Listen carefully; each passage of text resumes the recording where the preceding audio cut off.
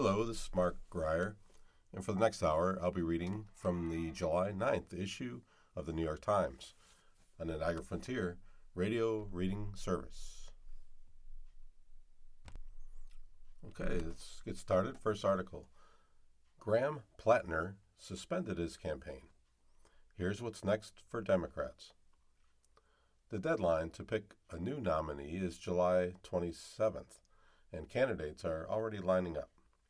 State party leaders said they would hold some form of nominating convention. Graham Plattner suspended his campaign for Senate in Maine on Wednesday, bowing to intense pressure from party leaders after a rape allegation he denies and opening an uncertain and highly unusual chapter for Maine Democrats. Mr. Plattner's exit leaves the Maine Democratic Party less than 3 weeks to find a replacement to challenge Senator Susan Collins, a vulnerable Republican in one of the country's most competitive battlegrounds. Here's what comes next. When and how will Democrats pick a new nominee? Well, there is no set process by which the state party must choose a replacement, but its leaders said in a statement late Wednesday that it would hold some form of nominating convention.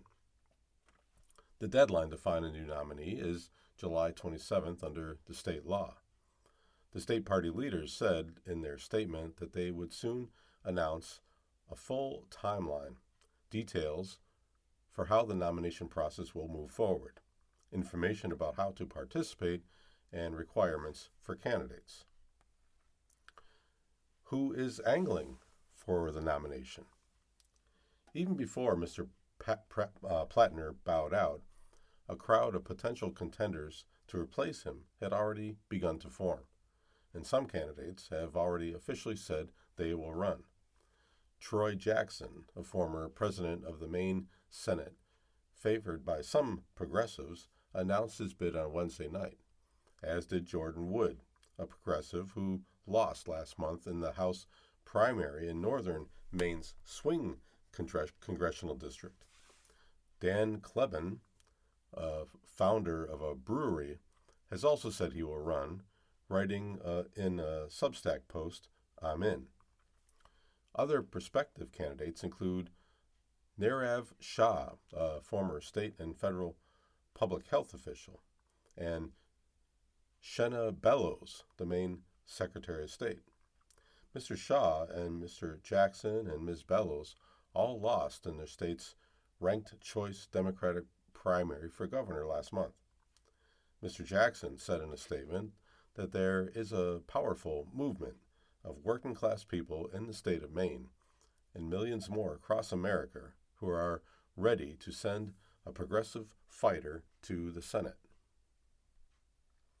I've been fighting for that movement my whole life, and I'm sure as hell not backing down now, when this fight is needed the most, he added. Mr. Jackson had already won the support of Representative Ro Khanna, a progressive California Democrat who was once of Mr. Plattner's most vocal endorsers. I am all in for Troy Jackson to continue the populist progressive movement in Maine, Mr. Khanna said in a statement Wednesday afternoon. Mr. Wood, who was once chief of staff to Representative Katie Porter of California, also quickly moved to appeal to progressives. I'm running for U.S. Senate because to beat Susan Collins, Democrats need a candidate who can provide a true contrast and run an unapologetically progressive campaign. Mr. Wood, who cut a trip to North and South Dakota short this week, said in a text message from Air as he flew back to Maine, "Passing Medicare for all, stopping ICE terrorizing our streets, standing up to Donald Trump's abuse of power, I am that candidate." Does Plattner have any influence on who takes his place? Well, the state party, in its statement, credited Mr. Plattner, an oyster man running a progressive outsider campaign, for helping to drive an unprecedented amount of energy and enthusiasm among Maine Democrats. But the state party, which also called on Mr. Plattner to leave the race by Monday, has also been at odds with him over the process to select a replacement. The party's executive director, Devin Murphy Anderson, said Tuesday that Mr. Plattner's team had been trying to put their thumb on the scale in the party's planning for his replacement. She said he would have no role in the process. It was not clear if Mr. Plattner would attempt to influence the process going forward. In a video announcing his exit, Mr. Plattner, who won the nomination last month, said the process should be driven by the voters who turned out in the primary and voted against the political system, against the donor class. I'm not trying to dictate to anyone who it should be or how we should get there, Mr. Plattner said, but I will say this: it needs to be open, transparent, and democratic. It needs to be reflecting the will and the values of the people that built this movement. The state party chair, Charles F. Dingman, a progressive, said Wednesday that the party had not received any further outreach from Mr. Plattner's team. The state's party's statement called for unity, saying that it looked forward to coming together and harnessing energy created around Mr. Plattner's campaign. Its membership held a meeting on Wednesday evening where the form of convention was discussed, but Mr. Dingman emphasized hours later that the exact contours of the process had not yet been finalized. We are going to have a nominating convention, he said by phone, and it is going to be representative. Okay, moving on, next article. Security precaution led Trump to use his old Air Force One in leaving Turkey. The security service is said to have asked that the president not use the Qatari-donated jet when he left Ankara. The swap reopens questions about the retrofitting of the new plane. President Trump flew out of Turkey on Wednesday night on the old Air Force One instead of his new Qatari-donated Boeing 747-8 as a security precaution related to the resumption of with Iran, according to people briefed on the plans, who said the change came at the urging of the Secret Service. The swap deepens questions about whether the new plane, which the president had pressed to be ready as soon as possible, was retrofitted with sufficient security measures over the last year. Lawmakers and some officials have raised concerns about whether the expedited timeline allowed for the addition of an advanced missile defense system and other modifications used to protect the president. In a statement, Stephen Chung, the White House communications director, said that the new Air Force One is a state-of-the-art aircraft that has been fitted with high-level security protocols that ensure the safety of the president and his staff. As the president has said recently, there are many enemies of America who have their sights on him, and we use every tool at our disposal, including distraction and misdirection, to address those threats, he added. But people briefed on the new plane's capabilities, who spoke on the condition of remaining anonymous to discuss sensitive security issues, said the new plane does not have all the features of the older plane. The switch in the president's aircraft when he departed Turkey was a precautionary measure made at the advice of the Secret Service and not because of a specific threat, they said. Mr. Trump, who has marveled at the luxury touches of his new jet, flew on it on Monday night to go to Turkey for a NATO summit. After his arrival, the conflict with Iran reignited, and the United States launched a series of strikes against that country while Mr. Trump and NATO leaders were about 1,000 miles away in Ankara.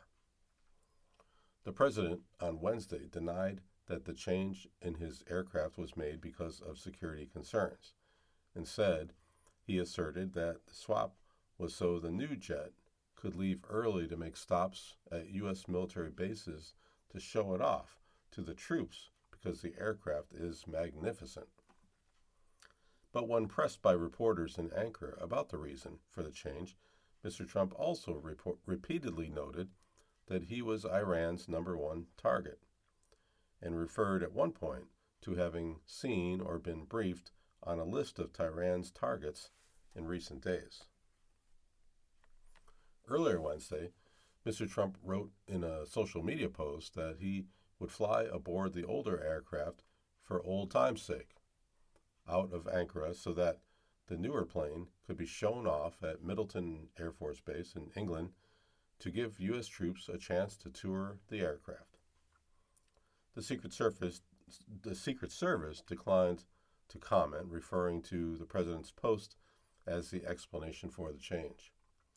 When Mr. Trump departed Ankara, he boarded the old aircraft unusually quick before the journalists traveling with him could watch or photograph him ascending the steps, as they typically do.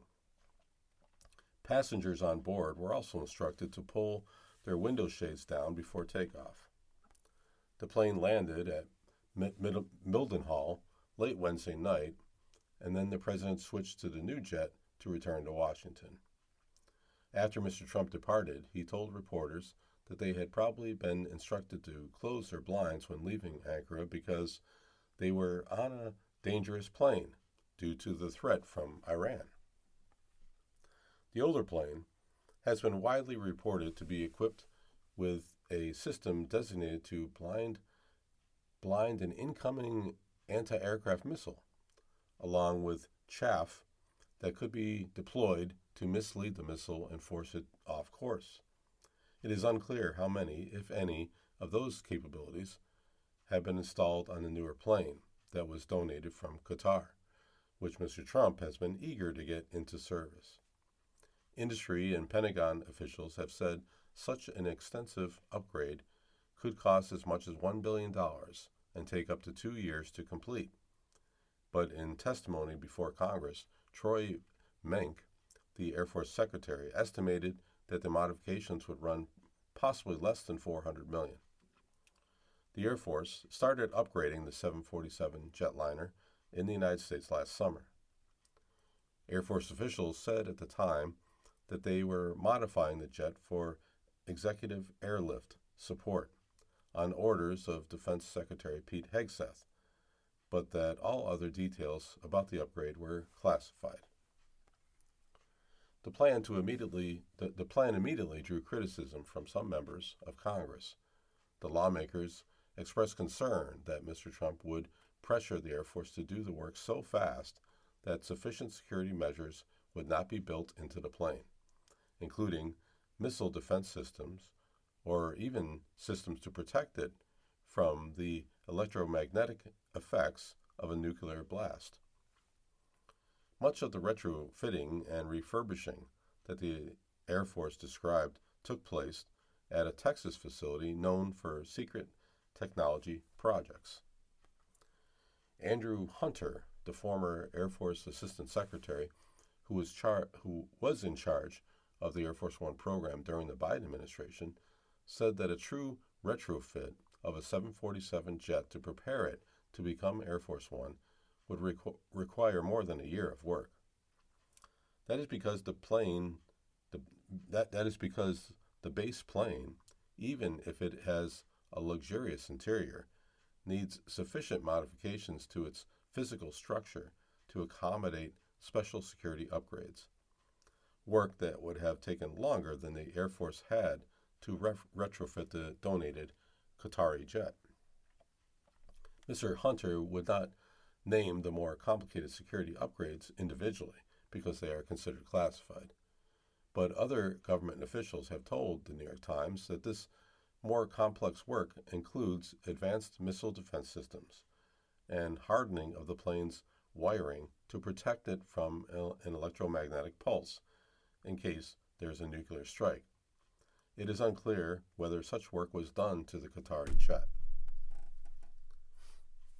In that time they had, they would be able to accommodate communications upgrades, Mr. Hunter said, referring to vital security equipment that allows the president to be in contact at all times, but not anything that would require significant structural work. Mr. Hunter added, to do a full Air Force One equivalent upgrade does require structural modifications. The Times asked the Air Force earlier this year whether these kinds of measures had been included in the upgrades to the Qatari jet. The Air Force declined to respond to questions. Okay, let's move on to the next article. This is from the opinion section written by the editorial board. The Democrats can't go on like this. Graham Plattner is out. Just months ago, the oyster farmer and Marine combat veteran looked like the answer to the question Democrats keep asking themselves. Where are the candidates who can excite people? Mr. Plattner, running in Maine for the U.S. Senate, drew crowds most politicians can only fantasize about. Won Bernie Sanders' endorsement, and after Governor Janet Mills suspended her own campaign, pulled even the reluctant party establishment in behind him. Now he has suspended his campaign, brought down by an allegation of rape, which he denies, that landed atop months of damaging revelations. Maine Democrats are scrambling to find a replacement before the state's deadline late this month, leaving in peril a seat that is key to their chance of flipping the Senate. It's tempting to treat this as a story of one flawed man and a vetting process that failed. There is truth to that, and the party should absorb the obvious lesson about scrutinizing candidates before it pours itself into them. But the more uncomfortable lesson is the one that the Plattner boom offered before the bust. The hunger that lifted him, the overflow crowds, the volunteer armies, the sense that here at last was someone who meant it, was real.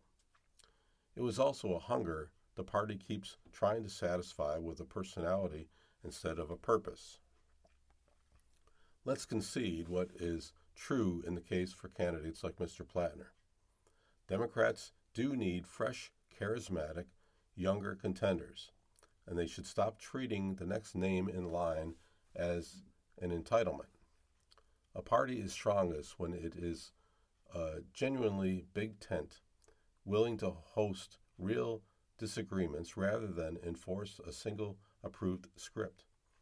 Voters can tell the difference between a coalition and a focus group, and they are drawn to the former. But a big tent is only worth pitching if something is argued inside it, and that is precisely what this midterm cycle has lacked, handed the chance to litigate what the party actually believes. Democrats have mostly declined. What is the party's answer on immigration, moving beyond its proper outrage at President Trump's methods to include an affirmative account of who should be allowed in and how? What would it do about the cost of housing beyond lamenting it and suggesting inadequate fixes? What does it want from the public education system? What is its response to the disruption that artificial intelligence is about to send through the workforce and society more broadly? On each of these issues, voters keep saying the same thing. They want change, they want action, and they are tired of being managed. The discontent reaches the party's own base.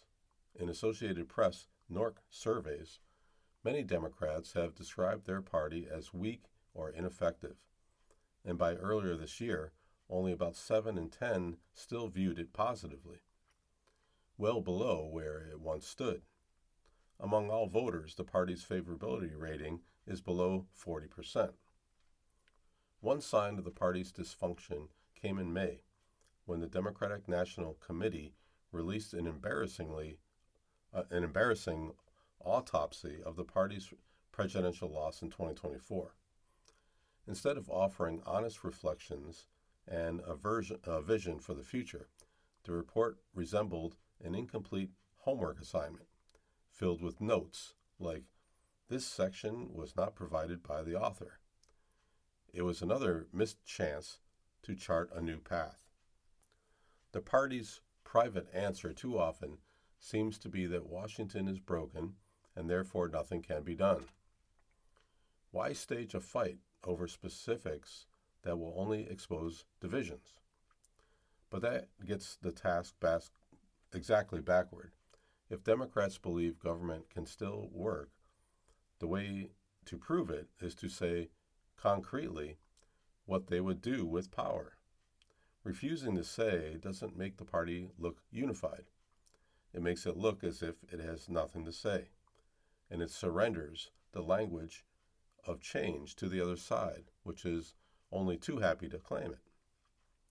This is the deeper reason that the Plattner phenomenon should unsettle Democrats. Mr. Plattner's appeal was never really about oysters or facial hair. It was that he seemed to stand for something. He was angry on voters' behalf about an economy that seemed rigged for the powerful, and he was unafraid to say so. People responded to the promise of conviction. That signal is the one the party ought to be reading. The strategy of a campaign like his is not only that it collapsed, as it deserved to, but that so much energy was poured into a messenger before anyone was sure of the message. Maine will choose someone else and may yet field a candidate who can take the seat. But Democrats nationally should resist the comforting conclusion that their problem was simply the wrong man. The next charismatic outsider will struggle to succeed if there is nothing solid beneath the charisma. Personality is not a platform. A fighting posture is not a program. What the party owes voters this year is not another savior, but a set of answers. Plain, specific, sometimes divisive answers to the questions constituents are asking to improve their lives. That is how you convince someone that you are listening, not only by hunting for a better messenger, but also by finally having something to say. Right now, too much of the Democratic Party's identity is defined by what it stands against. The trouble in Maine goes beyond a single candidate. It is a party still hoping a contender will spare it the harder work of deciding what it stands for. You are listening to a reading of articles and features from the New York Times on the Niagara Frontier Radio Reading Service. Okay, let's go on to the next article. Can Trump's arch be so tall? A panel may redefine a law to get it to yes. The proposed 250-foot arch would violate a height limit on Washington structures under the traditional reading of the law. But the panel, now led by the president's allies, has other ideas. For decades, the Planning Commission reviewing construction projects in Washington has stood by the principle that the federal law limiting the height of buildings in the Capitol applies to federal projects. But now that President Trump has proposed building a giant triumphal arch, the commission, which is led by Trump allies, is considering a different, more lenient view. On Thursday, the National Capital Planning Commission will consider a new interruption of the 1910 Height of Buildings Act that it was never meant to apply to federal projects, and certainly not to Mr. Trump's 250-foot arch. The act does not reference federal buildings, the Interior Department wrote in a memo submitted to the panel, arguing that Congress did not intend for the law to be interpreted the way the Commission had read it for nearly 90 years. The effort to get around the Height of Buildings Act is the latest attempt by the Trump administration to bypass federal law or norms in pursuit of the president's breakneck construction spree, which includes more than $1 billion in construction. If the commission changes its interpretation of the height law to ease approval of the arch, that would likely prompt a new legal fight, adding to the numerous lawsuits already trying to stymie the president's projects. The panel is set to approve the preliminary site and building plans for the arch. A final approval would come later, and the future of the project remains uncertain. A group of Vietnam War veterans has sued to stop the construction, citing the lack of congressional approval for the project and arguing that the arch would obstruct the carefully composed views between the Lincoln Memorial, Arlington National Cemetery, and the Robert E. Lee home. Democrats have said that the project violates 3 federal laws, including the Commemorative Works Act, which governs monuments on federal land in Washington, and a 1912 law that says buildings or structures should not be erected on federal land in the Capitol without express authority of Congress. But the Height of Buildings Act, which generally does not allow buildings more than 130 feet tall in Washington, has become the latest complication. Will Scarf, the Trump-appointed chairman of the commission, who also serves as the White House staff secretary, surprised many planning and architectural experts in the city by arguing last month that the height law did not apply to the federal government and should be viewed instead as part of Washington's local zoning code. Since the law was passed, and since the Planning Commission began applying it in 1938, it has seldom, if ever, been treated that way. For the vast majority of the history of the law, it only applied to the federal government, said Harriet Tregoning, a former planning director of the city. There was no locally elected government in Washington when the Height Act was passed in 1910. The city was run by federally appointed commissioners and by Congress. Washington gained its current measure of local governance only in the 1970s. The idea that the height restriction was a local zoning matter that the city imposed on the federal government, raising concerns about federal supremacy, in Mr. Schwartz's view, inverts that history. In fact, if the locally elected D.C. Council wanted to change the law today, it could not. Only Congress can. The act has preserved the airy, horizontal feel of the Capitol, where wide-open views and intentionally planned sightlines point to major civic buildings and monuments. The result has been the preservation of a rare major American city with no skyscraper and few buildings taller than about 12 stories, even downtown. The law has tied the height of buildings to the width of streets, allowing buildings up to 130 feet on the city's broadest avenues. Buildings on narrower residential streets are capped at 90 feet, though local zoning laws often enforce lower heights, and buildings up to 160 feet are allowed only on part of Pennsylvania Avenue between the Capitol and the White House. In 2014, a modest change to the law allowed an additional 20 feet of penthouse structures intended to be less visible from the street. As a practical matter, it would have been hard for Congress to preserve city's low-slung skyline by limiting the height of buildings used by private businesses and local residents, but not the height of buildings used for federal purposes. Those uses can also shift over time.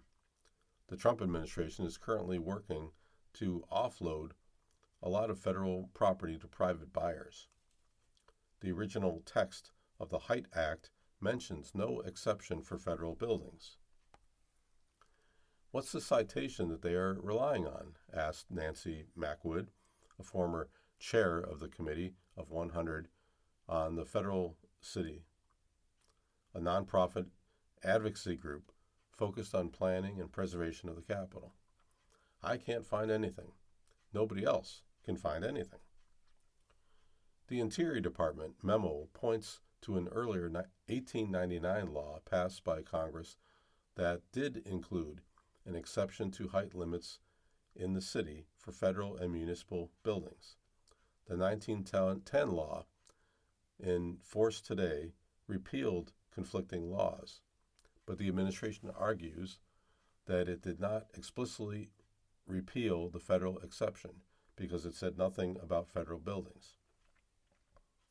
Megan Hattel Cox, the general counsel for the National Capital Planning Commission, wrote her own memo explaining that the commission had consistently applied the law's reference to all buildings in the District of Columbia, the federal projects, and the commission has done that in a number of cases, including when reviewing the FBI building on Pennsylvania Avenue that tops out at 160 feet.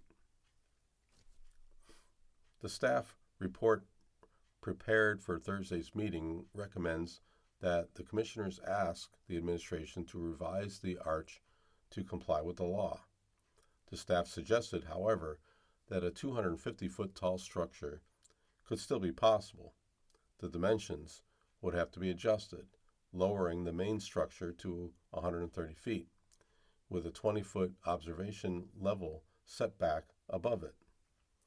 The plan would shift more of the project's height into the statue on top that would count as an architectural embellishment and not part of the building.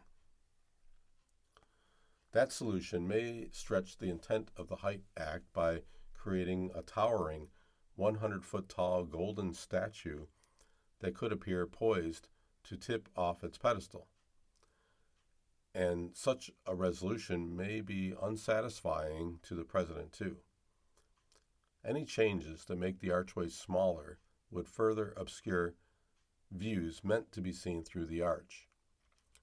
And the president, who has been deeply involved in the smallest details of his construction projects, has rejected revisions to the arch even from his hand-picked appointee on another review panel. A White House spokesman did not respond to a request for comment. If the president's allies on the commission opt to reinterpret the law, that would throw into question how the planning body has operated for years and how it would handle other projects. If this new theory will be adopted according to NCPC's own staff memo, it would be inconsistent with the decisions made by NCPC since its creation, said Tom Mays, the chief legal officer and general counsel for the National Trust for Historic Preservation, which has sued the administration over some of the president's other projects. Okay, let's move on to the next article. Trump says he'll ask Supreme Court to rehear citizenship case, an unlikely event. The last time the justices granted a rehearing request after a case decision was in 1965. The court has only once reversed itself after rehearing a case. President Trump said on Wednesday that he would ask the Supreme Court to reconsider its decision to strike down his executive order that aimed to revoke birthright citizenship, a request that the justices are highly unlikely to take up.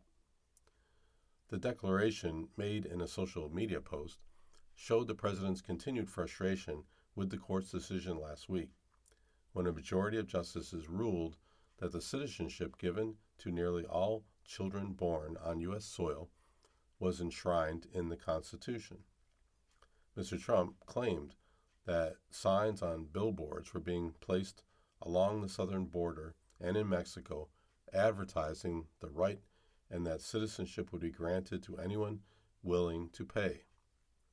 The president appeared to be referring to a Fox News report that identified a hospital in Texas that had advertised paying for birth packages in South Texas on billboards in Mexico.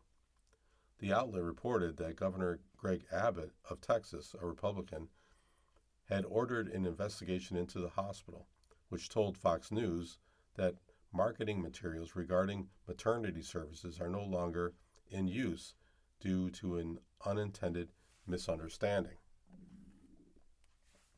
We do not support or facilitate any unlawful activity and work to comply with all applicable federal and state laws and regulations, the hospital added in a statement to the outlet. On Wednesday, Mr. Trump said that he would ask for a rehearing in the case immediately and that the justices would destroy America if they don't change their absolutely insane decision. As of Wednesday evening, administration lawyers had not filed a request with the court. Under Supreme Court rules, parties can ask the justices to rehear a so-called merits case after it has already been decided, but it is exceptionally rare for the court to grant such requests. The last time the court granted a rehearing request after it had announced a decision in an argued case was in 1965. The court has only once reversed itself after hearing a case, according to Stephen Vladek, a professor at Georgetown University Law Center. That reversal happened in a 1956 case examining military tribunal jurisdiction for civilian spouses of service members. Mr. Trump, who attended the oral arguments in the Supreme Court citizenship case, has continued to lash out at the court over its ruling, which was delivered by Chief Justice John Roberts. Citizenship then and now was the right to have rights to freely participate in our political community, Chief Justice wrote in his decision. The framers of the 14th Amendment extended that promise to every free-born person in this land. The 6-3 decision capped a more than decade-long effort by Mr. Trump to use the issue as a political tool. In the immediate aftermath, he urged Congress to take up the issue with legislation, incorrectly asserting that no long and unwieldy constitutional amendment is necessary. Several days later, the decision received renewed attention after Mr. Trump intervened in an officiating decision in the Men's World Cup on behalf of a U.S. player with foreign-born parents. He called Gianni Infantino, the president of the body overseeing the tournament, to protest a red card that was given to Florian Balogun, a star player who was born in the United States, while his parents, who were born in Nigeria and lived in London, were on a trip.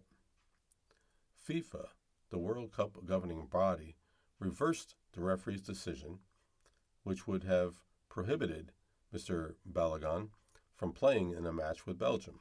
The United States lost the game on Monday. Mr. Trump said that he had decided to act when he learned of the implications of the red card, saying that when they take your best player, or just about, it is very unfair. Okay, next article. Germans don't love Budweiser. It won't take no for an answer. Not for the first time. Budweiser is trying to make it in Germany. But this is a tough time to sell German drinkers on the image and taste of American beer. Something was off at the Olympic Stadium in Berlin. It was a chilly Saturday night in January. German fans of the Hertha Berlin Soccer Club were lining up to buy beer from the concourse taps. But the beer wasn't German. The stadium had replaced its domestic brew, Beck's, with an American importer, Budweiser. fans seemed surprised. What was this mass market lager of American baseball parks doing at a German soccer match? Why was it being sold to Germans as Anheuser-Busch's Bud instead of under the American name? And why was its parent company trying, at a challenging time for American products abroad, to persuade Germans to drink it? The answer appears to be it's a bet on a small but growing corner of one of the world's biggest beer markets. The multinational company that has owned American Budweiser since 2008 is called AB InBev. It is based in Belgium, and it also owns Beck's. Its representatives declined to answer most of my questions about what is now the third attempt to sell Bud in Germany.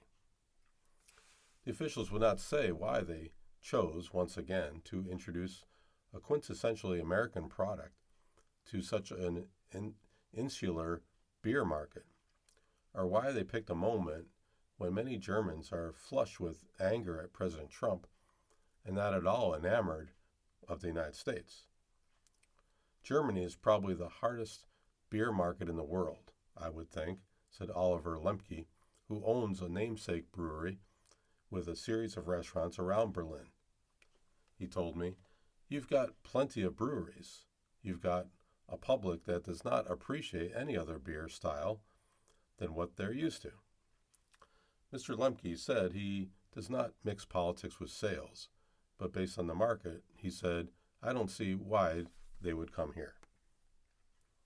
The company has cast the move as a homecoming. Eberhard Anheuser and Adolphus Busch were born in Germany, immigrated to St. Louis, and in 1876 began brewing a sweet lager. They called it Budweiser, after a Czech beer they admired, hoping to appeal to immigrants who remembered the brand. I've always had a soft spot for it.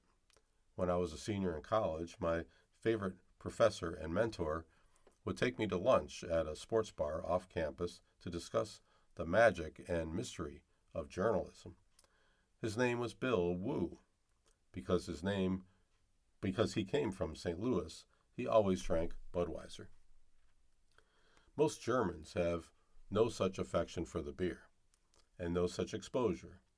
That's because Anheuser-Busch failed for more than a century to sell its version of Budweiser in Germany. The Czech brewery that Anheuser and Busch took their name from, Budoveliki Budvar, claimed trademark infringement. The parties agreed in 1911 and 1939 to divide their beer-making worlds.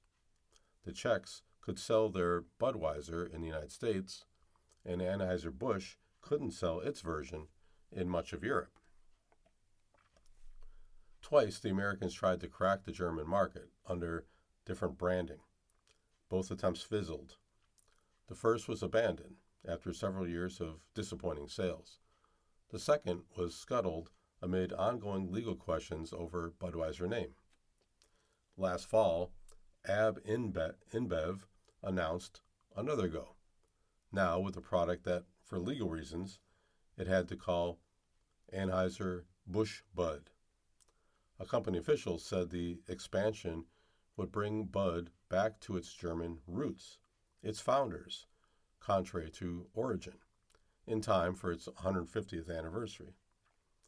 We are proud to make Anheuser-Busch Bud available in Germany again, Florian Farken, a spokesman for the AB InBev company, wrote me in a message.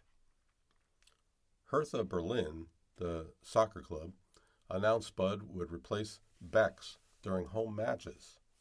Later, Bayer Leverkusen, a top-flight club, and Wolfsburg recently relegated, following suit with a similar sponsorship deal. Otherwise, the beer is hard to find. It's rare to see in grocery stores, not even the special packs the company is selling to commemorate the World Cup soccer tournament. The story has one other explanation. Data points. German beer consumption is declining by the year. It was down 6% last year and is already down 9% this year. Holger Elchef, chief executive of the German Brewers Association, told me. But one segment of the market is gaining, slightly, from a very small base.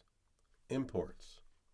Announcing its German push for Bud last year, AB InBev noted that international lagers are among the fastest growing beer segments in Germany.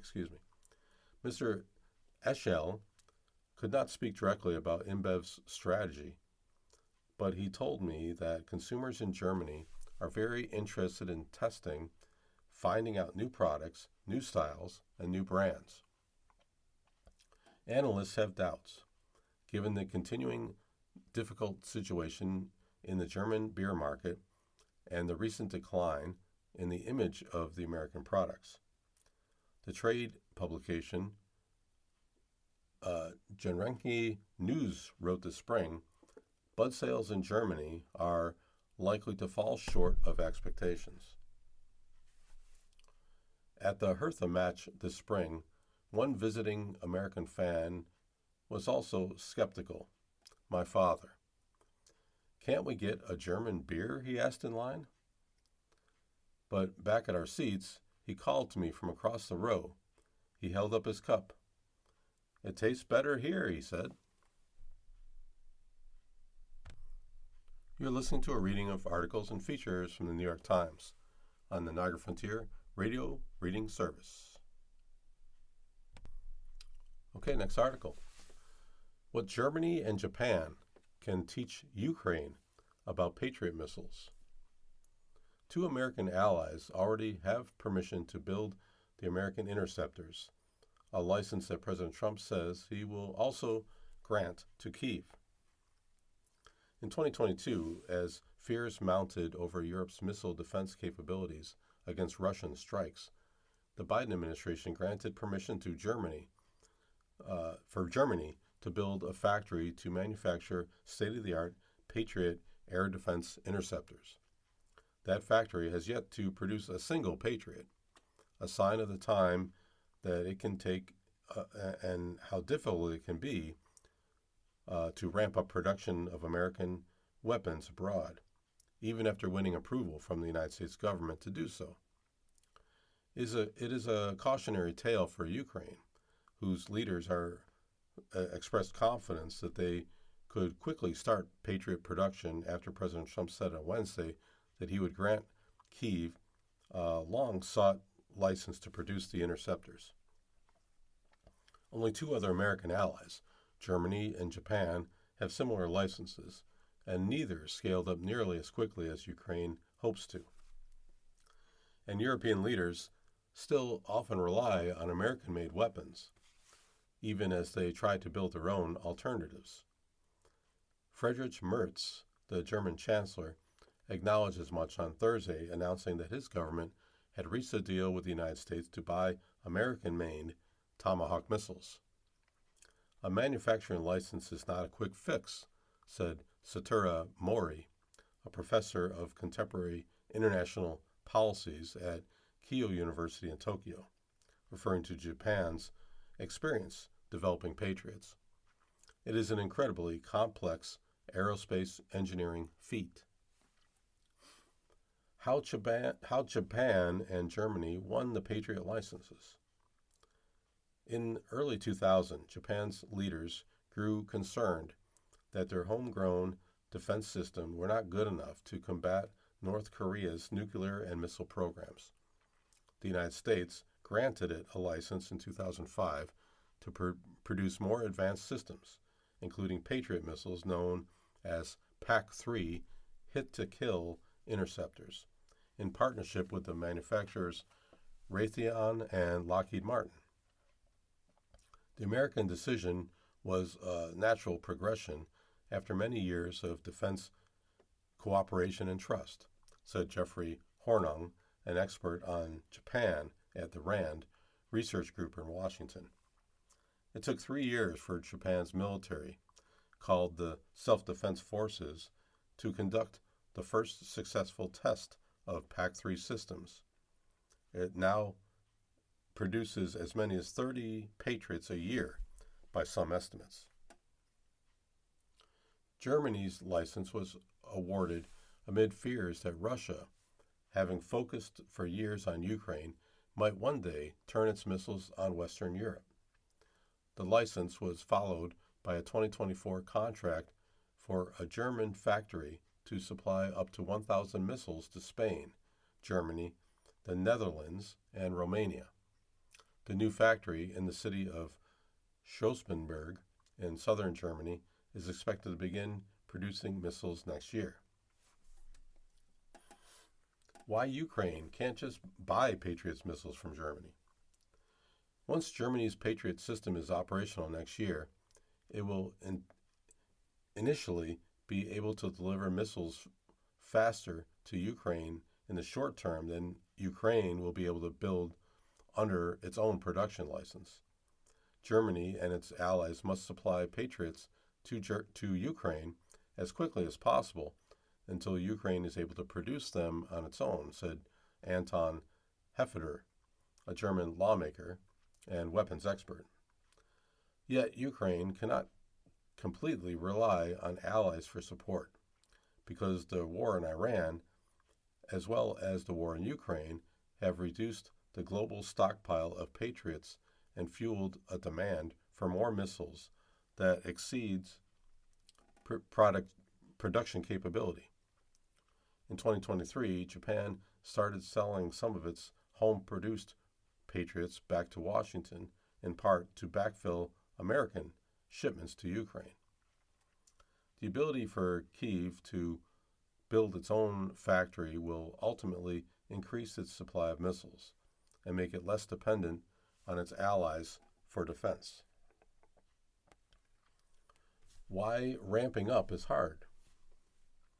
To make a Patriot missile, a country needs to find and license the roughly 24 suppliers involved in various parts of the production process. Germany's efforts, however slow, have still been accelerated by existing engineering expertise. Even before Berlin got the license to make its own Patriots, the operators of its new Patriots production site had for years held a contract to maintain American-made Patriot systems, which included relationships with suppliers and toolmakers. Ukraine, in contrast, will be starting from scratch at a different moment.